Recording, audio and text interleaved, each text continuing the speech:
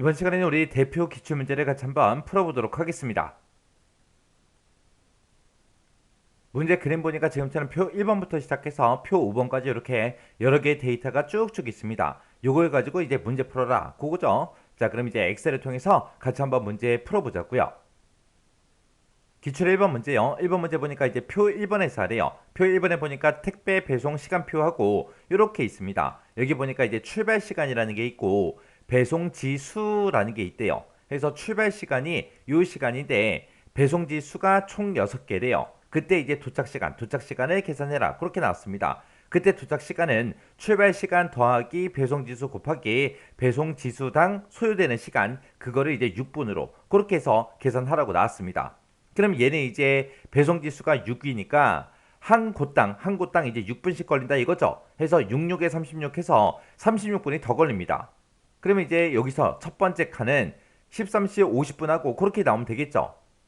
자, 예를 들어서 이제 배송지 수가 만약에 3개래요. 3개고 출발 시간이 12시라면 배송지 한 곳당 이제 6분씩 걸린다고 그렇게 이제 나왔으니까 6, 3, 18에서 18분만 더 더해주면 되겠죠. 해서 12시 18분 하고 그렇게 이제 나온 겁니다. 그때 이제 타임하고 아워하고 미닛이라는 요 세 가지 함수를 이제 사용해서 도착 시간을 이제 표시해라. 그렇게 나왔습니다.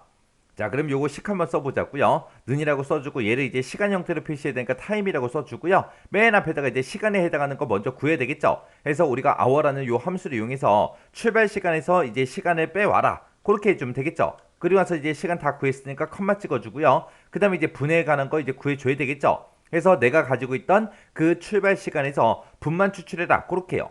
자, 해서 우리가 미니트라고 이렇게 써주고 내가 가지고 있던 그 출발 시간 찍어주면 되겠죠. 그럼 출발 시간에서 분만 이제 추출할 겁니다. 그 분에다가 더해라. 뭘 더하냐?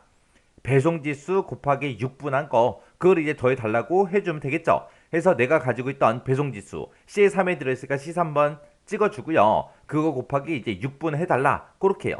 그렇게 해서 이제 분을 우리가 구해주면 되고 초에 관한 거는 뭐 언급된 게 없으니까 그냥 0초 하고 이렇게 쓰도록 하겠습니다. 그래서 이제 맨 뒤에 가서 이제 타임 함수 가로만 이렇게 닫아주면 되죠. 그러면서 이제 엔터요. 엔터 썼더니 13시 50분 하고 그렇게 나왔습니다. 그리고 채우기를 쭉쭉쭉 해보면 지금처럼 이렇게 결값이 쭉쭉 나왔습니다. 해서 제가 1번 문제 풀 때 쓴 식에 지금처럼 이렇게 이제 작성했어요.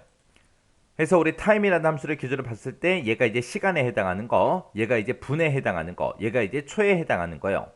그래서 요 분을 구할 때 배송지 한 곳당 이제 소요되는 시간이 6분이라고 했기 때문에 배송지 수 곱하기 6분을 해줬어요.